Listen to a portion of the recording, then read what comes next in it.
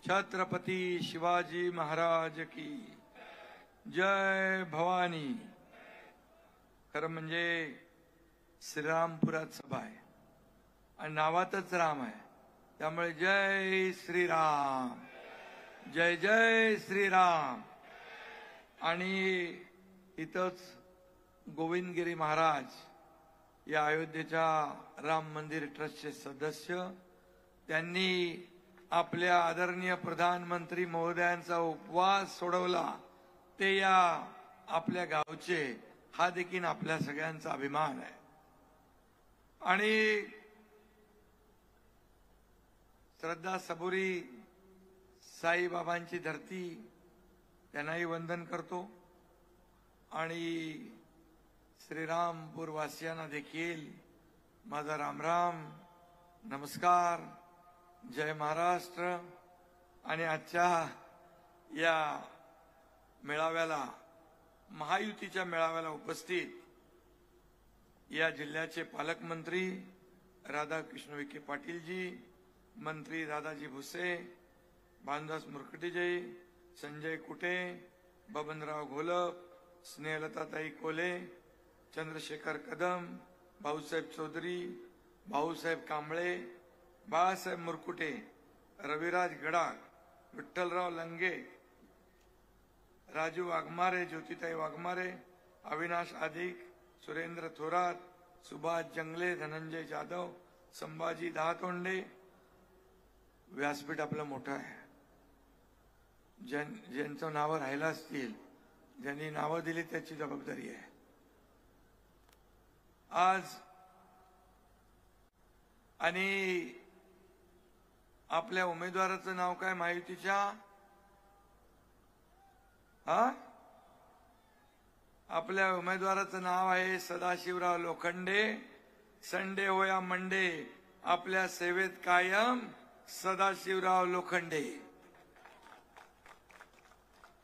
साधा माणूस आहे, साधी राहणी आहे आणि चांगले विचार आहेत, आणि म्हणून असा उमेदवार आपल्याला दिलाय। खरं म्हणजे मी मगाशी म्हटलं, श्रीरामपूरच्या या सेवे नावातच राम आहे आणि आपण सगळे रामाचे भक्त आहोत। आणि राम भक्तांना, हरामखोर म्हणणाऱ्यांना तुम्ही मतदान करणार का, हा प्रश्न आहे माझा। जय श्रीराम असा जयघोष केल्यानंतर रावणाच्या सैन्याला जसा राग येतो तसा आता काही जणांना येतोय, त्यांना आपण मतदान करणार का? आणि त्यांच्या अहंकाराची लंका जाळून टाकण्याची संधी तुमच्या हातात आली, ती पूर्ण करणार का? आवाज कमी आहे तुमचा। अहंकारी रावणाची लंका दहन करणार का? आणि रामराज्य आणण्यासाठी सदाशिवराव लोखंडे यांना मतदान करणार का? मोदीजींना पुन्हा प्रधानमंत्री करणार का? अब की बार, फिर एक बार और तीसरी बार। अरे लोखंडे बा नाही ना आपला, 3 वेळा आमदारकीची हॅट्रिक केली, आता खासदारकीची हॅट्रिक 3दा करणार ना। आणि म्हणून तुमच्या सर्वांच्या आशीर्वादाने ही त्यांची हॅट्रिक होईल असा विश्वास मी या ठिकाणी व्यक्त करतो। प्रचारामध्ये सगळेजण धावपळ करतायत, पण सगळ्यांना देखील श्रद्धा आणि सबुरीचा मंत्र देणारे साईबाबा यांच्या भूमीत आल्यानंतर सगळा थकवा दूर होतो, परत ऊर्जा येते। आणि म्हणून आपल्याला एवढंच सांगतो, आपल्या सगळ्यांच्या पाठीशी साईबाबांचा आशीर्वाद आहे, कारण सत्याची कास त्याच्या मागे साईबाबा असतो। आणि म्हणून मी आपल्याला विनंती करायला आलोय की साईबाबांच्या आशीर्वादाने अनेक लोक मुख्यमंत्री झाले, मंत्री झाले, आपले प्रधानमंत्री पण साईबाबांना खूप मानतात। आणि साईबाबांना देखील कशाचाही मोह नव्हता, अगदी ते देणारे होते दोन्ही हाताने, घेणारे नव्हते. एक फकीर म्हणून ते जगले. आणि आज आपण जर पाहिलं तर आपले आदरणीय या देशाचे प्रधानमंत्री 24 तास काम करतायत. देशाला पूर्ण जीवन त्यांनी समर्पित केलेलं आहे. आणि 10 वर्षात एकही सुटी न घेणारा प्रधानमंत्री आपल्याला लाभलाय. हे आपलं भाग्य आहे ना. असा प्रधानमंत्री लाभेल कुणाला? अगोदरचे प्रधानमंत्री कसे होते?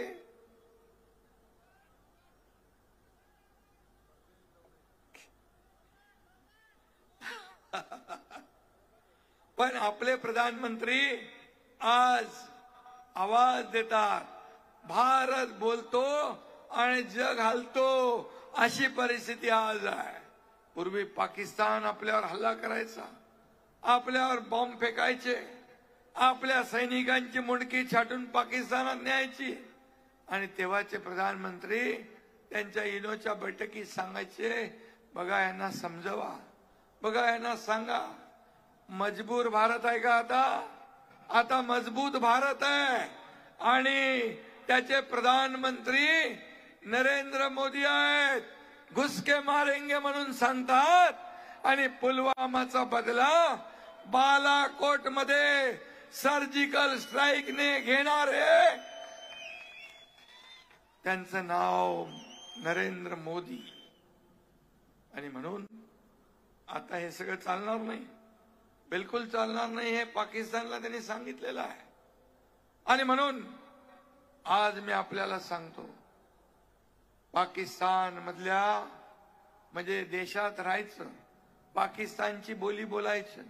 आज मगाशी आपल्या पालकमंत्री महोदयांनी त्याचा उल्लेख केला.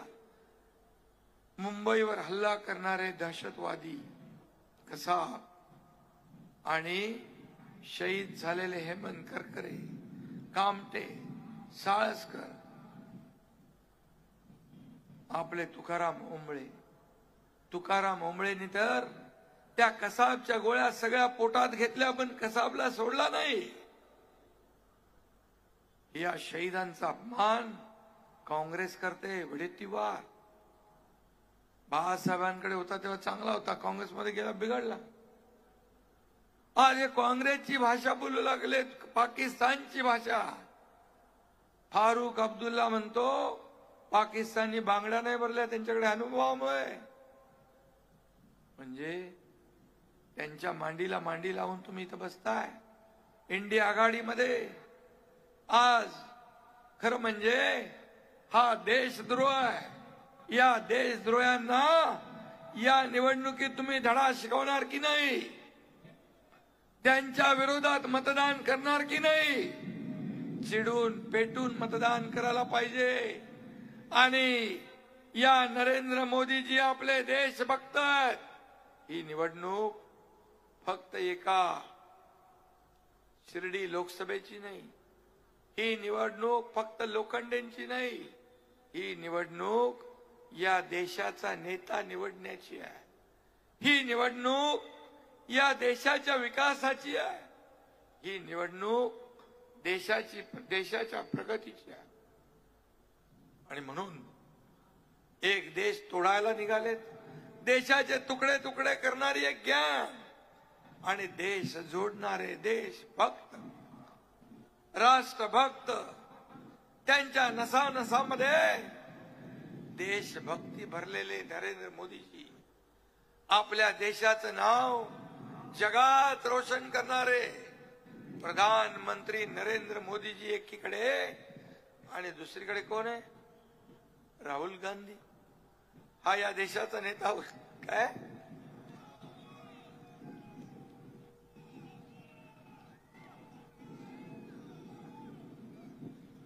आणि म्हणून मोदीजींनी इस्रोच्या माध्यमातून चंद्रावर चांद्रयानचं यशस्वी लॉन्चिंग केलं. देशाचं नाव जगात झालं. परंतु काँग्रेस या युवराजांचं 40 वर्षापासून लॉन्चिंग, 50 वर्षावर लॉन्चिंग करताय, लॉन्चिंगच होत नाही. हा फरक आहे ना. मग कोणाला निवडणार तुम्ही? कोणाला मत देणार? एकच नाव या देशामध्ये, ते आहे नरेंद्र मोदी. ही इंडिया अलायन्स एकत्र आली आहे. मोदी द्वेषाने पछाडली आहे. काय तर मोदीला हरवा, मोदींना हरवा. मोदीला हरवून देणार तुम्ही? मोदींना हरवा आणि पाकिस्तान फटाके फोडणार, हे करून देणार तुम्ही? यांचे जे काही मनसुबे आहेत ते आपण पूर्ण होऊ देणार? मोदी को हराना मुश्किल ही नहीं, नामुमकिन है. का तर त्यांची देशसेवा. आज त्यांनी अयोध्येमध्ये राम मंदिर बांधलं ना, श्रीरामपूर आहे ना, करोडो राम भक्तांचं स्वप्न, आपल्या हिंदू हृदय सम्राट बाळासाहेब ठाकरे यांचं स्वप्न राम मंदिर बांधण्याचं कोणी पूर्ण केलं? नरेंद्र मोदीजींनी. काश्मीरचं 370 कलम हटवण्याचं काम कोणी केलं? मोदीजींनी. अमित शाह साहेबांनी त्याचा असा कार्यक्रम केला, म्हणाले रक्तपात होईल, बॉम्ब फुटतील, रक्ताचा सडा पडेल, दगडफेक होईल. काय झालं? काही नाही झालं. आज काश्मीर हा आपलं नंदनवन, आपल्या देशाचा तुकडा पाकिस्तान आपल्याकडून काढायला बघत होता, परंतु मोदीजींनी काश्मीर 370 कलम हटवून दाखवलं. मोदी है तो मुमकिन है. आणि म्हणून ही निवडणूक देशाच्या अस्मितेची आहे, देशाच्या इब्रतीची आहे. जे नापाक इरादे त्यांचे आहेत, या पाकिस्तान धार्जिने लोक झालेत, पाकिस्तानची बोली बोलू लागलेत. आणि मी म्हणालो, काँग्रेस का हात पाकिस्तान के साथ, असं म्हटलं तर वावगं ठरणार नाही. तुम्ही त्यांच्या मांडीला मांडी लावून बसता आणि हिंदुत्वाची भाषा करताय. गर्व से कौम हिंदू आहे असं बोलण्याची हिंमत आहे? आता तर हिंदू हृदय सम्राट बाळासाहेब ठाकरे हे नाव घेण्याची देखील हिंमत नाही. हिंदू हृदय सम्राट म्हणून त्यांची जीभ कचरायला लागली. हे हिंदुत्व आहे? मी हिंदू आहे, मी हिंदू आहे, मी हिंदू आहे, मी मर्द आहे, मी मर्द आहे, हे काय बोलायला लागतं? अरे तुम्ही हिंदुत्व सोडलं 2019ला, जेव्हा तुम्ही निवडणूक शिवसेना भाजपा म्हणून लढले. सरकार कुणाबरोबर बनवायला पाहिजे होतं सांगा तुम्ही? बनवलं कुणाबरोबर? काँग्रेस बरोबर. तेव्हाच तुमचं एक शिवसेना प्रमुखांचे विचार तुम्ही सोडले. या तमाम 12.5 कोटी जनतेच्या पाठीत खंजीर खुपसला. भारतीय जनता पार्टी मित्र पक्षाच्या पाठीत खंजीर खुपसला. काय मिळवलं? आणि आम्ही या एकनाथ शिंदेने हा अन्याय दूर करण्याचं धाडस केलं आणि तमाम महाराष्ट्रातल्या जनतेच्या मनातलं सरकार आम्ही स्थापन केलं. आज आपण पाहतोय 2.5 वर्षापूर्वीचं सरकार आणि 2 वर्ष काम केलेलं सरकार. आज 2.5 वर्षापूर्वी या सरकारने सगळं बंद केलं होतं ना. सण उत्सव परंपरा सगळं बंद होतं. आपलं सरकार आल्यानंतर काय केलं? सगळी बंदी हटवली, सगळ्या कामात खोडा घातला होता. सगळे रस्ते, तुमचा नागपूर समृद्धी हायवे पण बंद होता, अटल सेतू बंद होता, मेट्रो बंद होती, सगळे प्रकल्प बंद होते. सगळ्यामध्ये खुट्टा मारून ठेवला, स्पीड ब्रेकर टाकून ठेवला. आणि आम्ही आल्यानंतर पहिले सण उत्सवाची बंदी हटवून टाकली आणि सण उत्सवाची बंदी हटवली. सगळे सण उत्सव सुरू झाले. मोकळा श्वास घेऊ लागले लोक आणि सगळं बंद पडलेलं त्याला चालना मिळाली. समृद्धी महामार्ग उद्घाटन मोदीजींनी केला. अनेक प्रकल्पांचं मोदीजींनी उद्घाटन केलं. अटल सेतू केला, मेट्रो केलं. आज समृद्धी महामार्ग हा एक गेम चेंजर प्रकल्प झाला. आज शेतकऱ्यांसाठी, कष्टकऱ्यांसाठी हा एक वरदान ठरला. जमिनीचा मोबदला आम्ही सगळे कायदे नियम बाजूला ठेवले. जमिनीचा मोबदला 5 पट आम्ही दिला. शेतकऱ्यांना समृद्धी दिली. आता माझ्याकडे एक मागणी आली आहे. श्रीरामपुरातली 70 गावं याला थेट जोडायची आहे.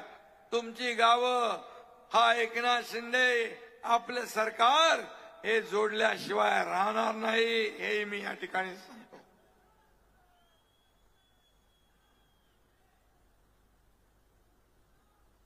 आणि म्हणून शिर्डीचा विकास असेल, या ठिकाणी राज्याचा विकास असेल, हे डबल इंजिनचं सरकार या ठिकाणी काम करतंय.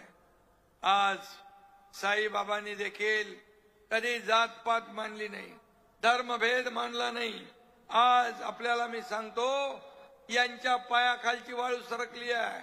आज कारण मोदीजींनी 10 वर्षात केलेलं काम 50-60 वर्षात काँग्रेसला जे जमलं नाही ते मोदीजींनी 10 वर्षात केलं. बघा किती बारीक लक्ष. उज्ज्वला योजना काय, माझी भगिनी, माझी माता चुलीवर जावते, जेवण करते. उज्ज्वला योजना केली, जनधन योजना केली, लखपती दिदी केली, बेटी बचाव बेटी पढाव केलं. या ठिकाणी आपल्या सरकारने लेक लाडकी लखपती 50% एसटी मध्ये सवलत. आज हे सगळं केलं. राज्यातला 2 वर्षाचा विकास बघा, केंद्राचा 10 वर्षाचं काम बघा. आणि यामुळे त्यांच्या पायाखालची वाळू सरकली आहे. आपल्याला मी खात्रीने सांगतो, पहिला टप्पा, दुसरा टप्पा आणि काल झालेला 3रा टप्पा, या तिन्ही टप्प्यात महायुती प्रचंड आघाडीवर आहे. आणि आपल्या महायुतीचे उमेदवार त्या तिन्ही टप्प्यात खूप पुढे आहे. काही लोक खोट्या अफवा पसरवताय, खोट्या चर्चा करताय की इकडची सीट मागे आहे, तिकडची सीट डोक्यात आहे. काही नाही, कामाला मत देतात लोक, विकासाला मत देतात. आपल्याकडे अजेंडा विकासाचा आहे, त्यांच्याकडे अजेंडा पण नाही, झेंडा पण नाही, नेता पण नाही, नियत पण नाही, निर्णय पण नाही. फक्त करप्शन, करप्शन फर्स्ट. पण आपल्याकडे मोदीजींकडे नेशन फर्स्ट, पहिला देश, पहिला देशाचा विकास. तुम्हाला 2014 पूर्वीच आठवत असेल, रोज रकानेच्या रकाने भरून यायचे. कोळसा घोटाळा, चारा घोटाळा, कुठला विमानाचा घोटाळा, काय काय घोटाळे. 2014 पूर्वी या देशात बॉम्बस्फोट होत होते, दंगली होत होत्या, भ्रष्टाचार घोटाळे होत होते. मला सांगा, 2014 नंतर एक तरी बॉम्बस्फोट या देशात करण्याची, मुंबईत करण्याची हिंमत पाकिस्तानने केली? झालाय बॉम्बस्फोट? एक तरी घोटाळ्याचा, भ्रष्टाचाराचा आरोप प्रधानमंत्र्यांवर करण्याची हिंमत दाखवली आहे? कारण आपला प्रधानमंत्री बेदाग आहे आणि डागी माणसं तिकडे आहे. काय तुम्ही आरोप करणार? खिचडी चोर, कफन चोर, काय काय चोऱ्या केल्यात. चारा घोटाळा, चारा खाला, शेणाचा पण घोटाळा केला, ते पण खाऊन टाकले. काय काय खाणार? काहीतरी सोडा. पण फक्त देश एक देश, आईचं दुःख विसरून देखील कर्तृत्वाला प्राधान्य देणारा हा प्रधानमंत्री, असा प्रधानमंत्री आपल्याला लाभलाय. 24 तास काम करणारा, फक्त देश सेवा के देश सेवा विचार करणारा. आणि दुसरीकडे भारत जोडो का भारत तोडो यात्रा कडून थकला, थोडा उन्हाळा लागला, गरम झालं की परदेशात थंड हवा खाण्याला जाणारा आणि विदेशात जाऊन आपल्या प्रधानमंत्र्यांची आणि देशाची बदनामी करणारा माणूस पाहिजे आपल्याला. त्याला मत देणार स्वप्नात सुद्धा कोणी विचार करणार नाही. नरेंद्र मोदीजी या देशातच नाही, या जगभरामध्ये सगळ्यात नंबर 1 चे लोकप्रिय प्रधानमंत्री कोण? त्यांचं नाव नरेंद्र मोदी. हीच पोटदुखी आहे ना, हीच पोटदुखी आहे. म्हणतात यांना 400 पार नाही, यांना म्हणतात तडीपार करणार. अरे तुम्हाला तर त्या राज्यातल्या जनतेने तडीपार केलंय. महाराष्ट्रातून कुणाला तडीपार केलं? किती आमदार आहेत त्यांच्याकडे आणि किती, आणि या देशाला नेतृत्व करायची स्वप्न पाहत आहे. पवार साहेबांनी काहीतरी आज सांगितलंय ना, म्हणाले प्रादेशिक पक्ष काँग्रेसमध्ये विलीन करा. वेळ आली म्हणजे आपण आताच हार मानली ना, हार. काँग्रेसमध्ये विलीन करा म्हणून काँग्रेस सोडली तेव्हा मगाशी मला सांगत होते भानुदासजी, तुम्ही म्हणालात ना, हे म्हणाले की तेव्हा पवार साहेबांना सांगितलं एक तर बाहेर पडू नका, बाहेर पडला तर परत काँग्रेसला जोडू नका. आता काँग्रेसवर युती पण झाली, आता काँग्रेसमध्ये विलीन करा पण म्हणतायत. आता उभाटा तर यापूर्वीच काँग्रेसीकरण झालेलं आहे त्यांचं 2019 साली. आणि म्हणून ही परिस्थिती जी आपली आली, ही परिस्थिती आपल्या कर्माने आली. खऱ्या अर्थाने या देशामध्ये आज किती लोक एकत्र आले पाहिलं आपण, पण एक एक निघून गेले. त्यांना माहित आहे मोदीजींच्या विरोधात 2014 साली अशाच एकत्र आले. काय झालं? जनता मोदीजींच्या बरोबर आली, त्यांचा काँग्रेसचा सुपडा साफ केला. यानंतर 2019ला एवढ्या शिव्या दिल्या, एवढे आरोप केले की विरोधी पक्षनेता बनवायला जेवढे खासदार लागतात तेवढे पण नाही आले. आता काय होणार सांगा बरं? 2024ला काय होणार? सुपडा साफ होईल ना? सुपडा साफ. जे देशद्रोही वक्तव्य करतात, इथं देशाची मीठ खातात, देशात राहतात आणि पाकिस्तानचं गुणगान गातात, या लोकांना तुम्ही मतदान करणार? क्या देशभक्त मोदीजींना. आणि म्हणून मी आपल्याला एवढंच सांगेन की आता त्यांच्या पायाखालची वाळू सरकली आहे. ते नवीन आरोप करतात, नवीन संभ्रम पसरवतात. माझ्या दलित समाजाला देखील माझी विनंती आहे. म्हणतात हे सरकार आलं मोदींचं की संविधान बदलणार. मला सांगा मोदीजी काय म्हणाले होते? बाबासाहेबांच्या संविधानामुळे एक सर्वसामान्य कुटुंबातला मुलगा या देशाचा प्रधानमंत्री झाला. याला बाबासाहेबांचं संविधान कारणीभूत आहे. बाबासाहेबांचा पराभव कुणी केला निवडणुकीत? काँग्रेसने केला. बाबासाहेबांचा अपमान कुणी केला? बाबासाहेब म्हणायचे काँग्रेस जळकं घर आहे, या जळक्या घरापासून लांब राहा. बाबासाहेबांचं राहतं घर लंडन मधलं स्मारक कुणी केलं? मोदीजींनी केलं. दिल्लीतलं राहतं घर वास्तव्य कुणी केलं? मोदीजींनी केलं. मुंबईमध्ये हिंदू मिल मध्ये जगाला हेवा वाटावा असं भव्य दिव्य स्मारक कोण करतंय? आपलं सरकार. महायुतीचं सरकार, त्याच्या सगळ्या परवानग्या मोदीजींनी दिल्या. मग बाबासाहेबांचं संविधान तुम्हाला आता आठवलं? 50-60 वर्ष संविधान दिन त्यांना आठवला नाही, पण आता मोदीजींनी संविधान दिन साजरा करायला सुरुवात केली 2015 पासून. मग कोण बाबासाहेबांचा सन्मान करतं आणि कोण अपमान करतं?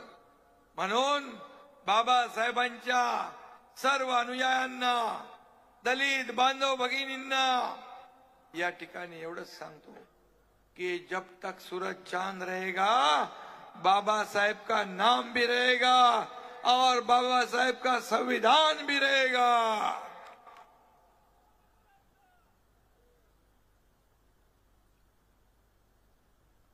आज इकडे मुस्लिम समाजातली लोकही आहेत.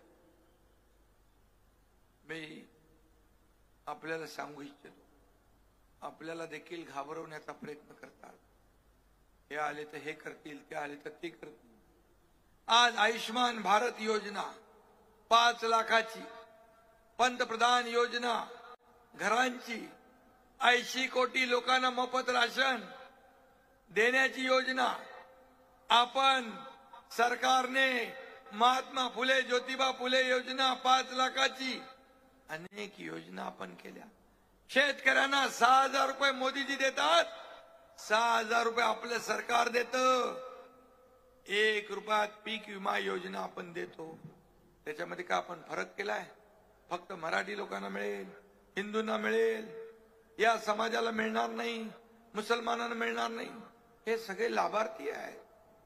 मला सांगा, मुसलमानांची फक्त वोट बँक म्हणूनच वापर या काँग्रेसने केला.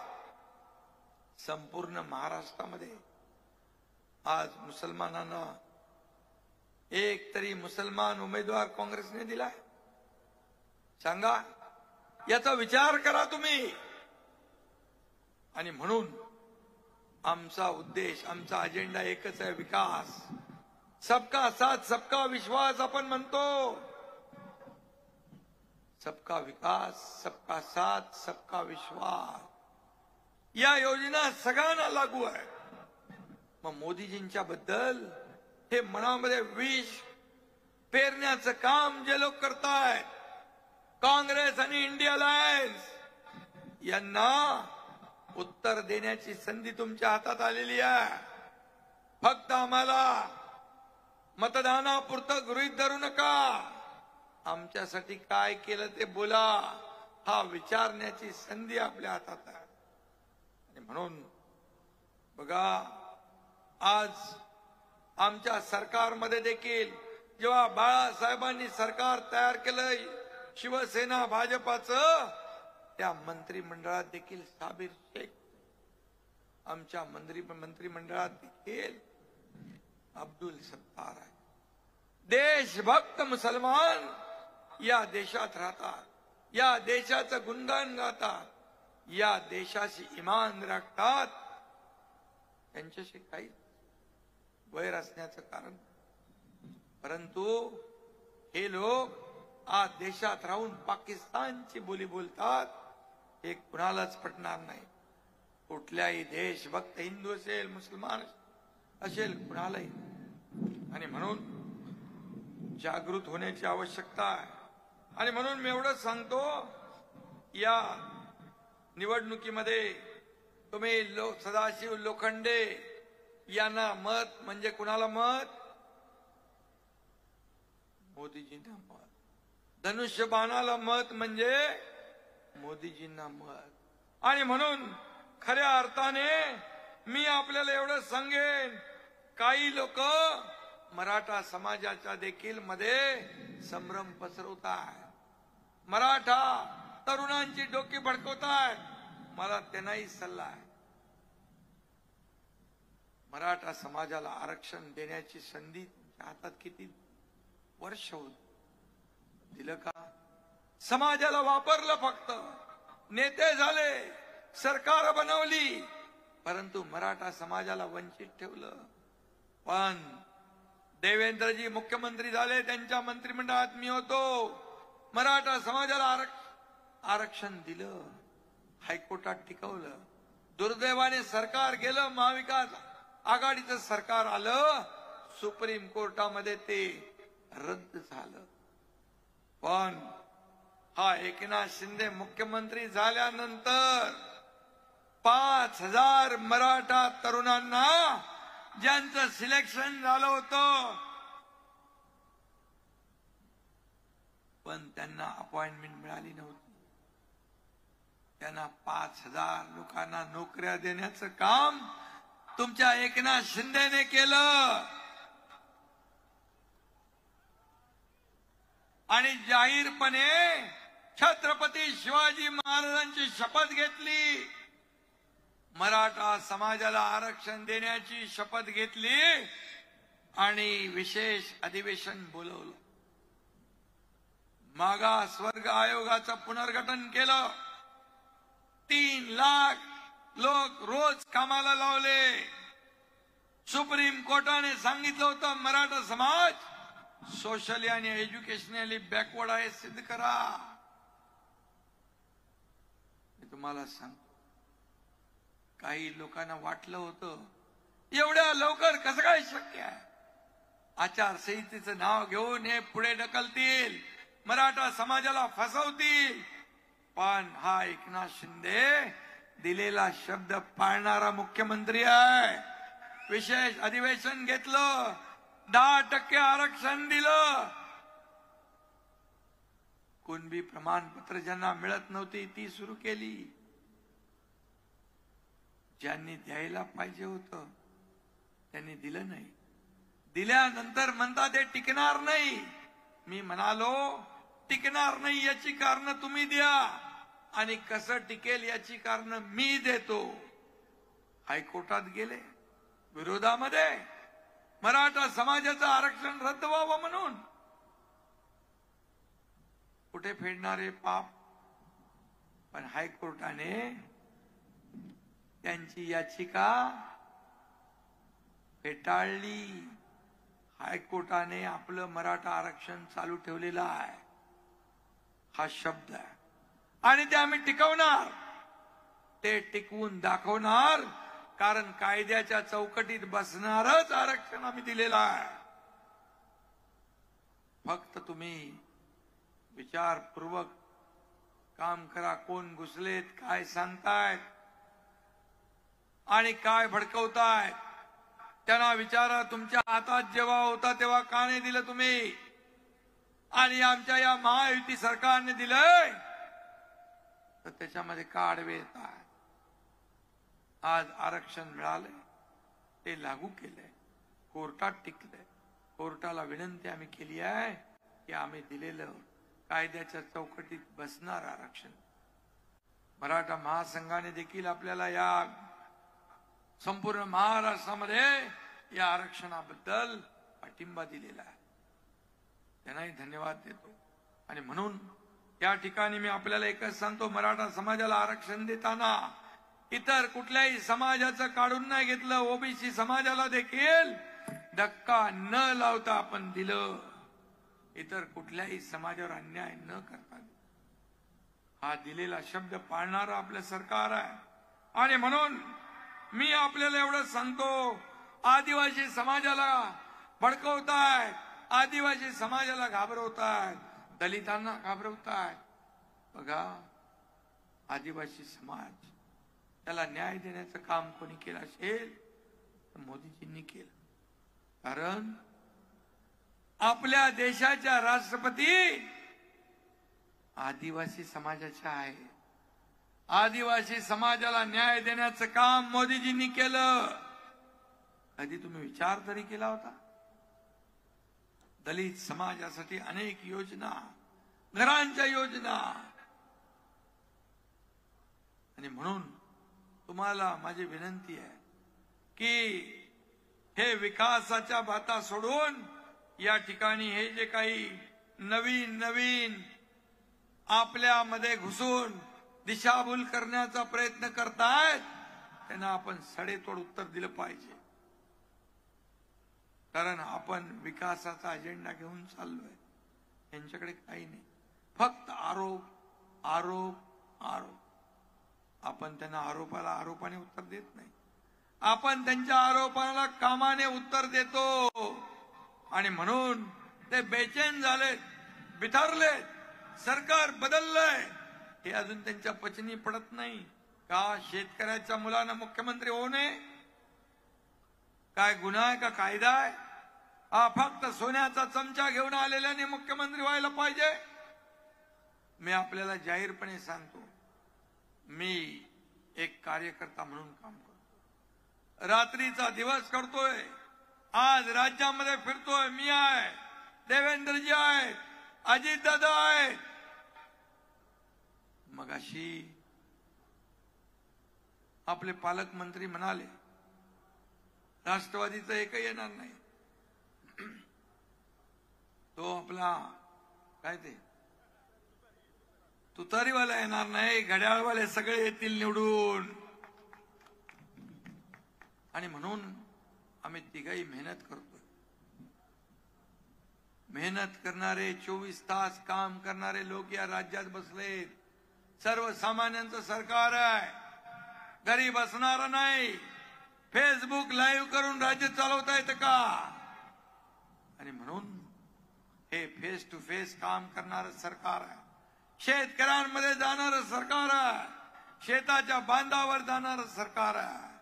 आणि म्हणून मी आपल्याला हे सांगतो की उद्या तुमच्यातला एखादा कार्यकर्ता मोठा झाला, कर्तृत्वाच्या जोरावर, कामाच्या जोरावर, आणि तो इथे येऊन मुख्यमंत्री म्हणून बोलू लागला तर सगळ्यात जास्त आनंद या एकनाथ शिंदेला होईल. अशी आमची भूमिका आहे, अशी आमची भूमिका आहे. आणि म्हणून मी आपल्याला एवढं सांगतो, येत्या 13 तारखेला या विरोधकांच्या 12 वाजवायच्या आहे. ही संधी आपल्या हातात आहे.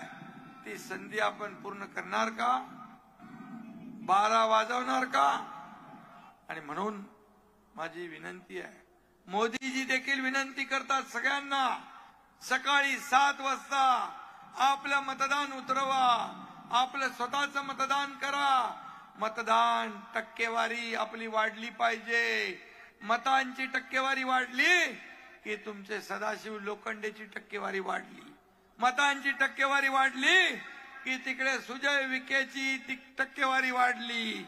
टक्केवारी वाढली की हे तुमचे दोन्ही खासदार आजूबाजूचे उद्या 400 मध्ये दोघंही हात वर करायला पाहिजे ना.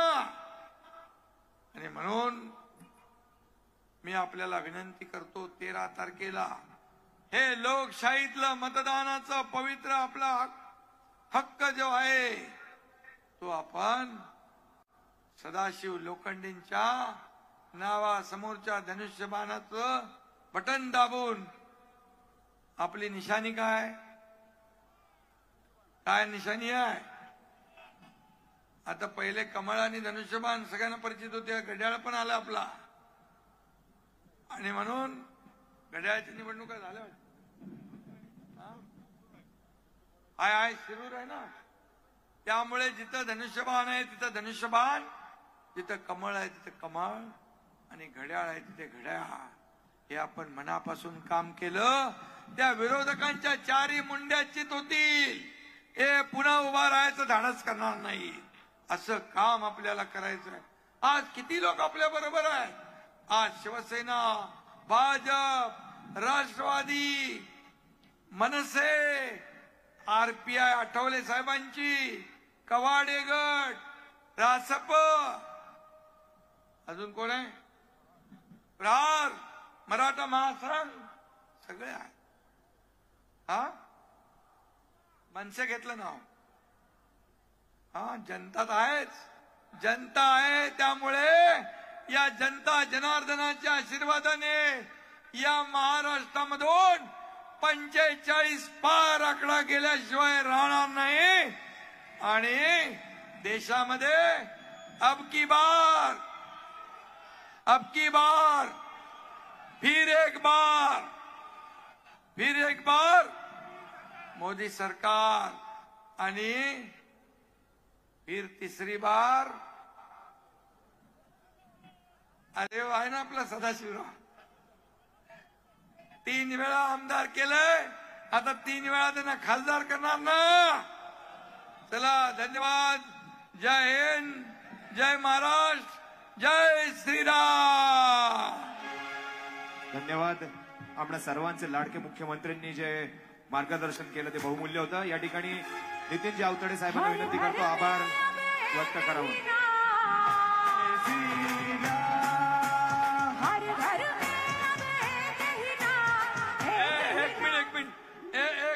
एकच मिनिट एकच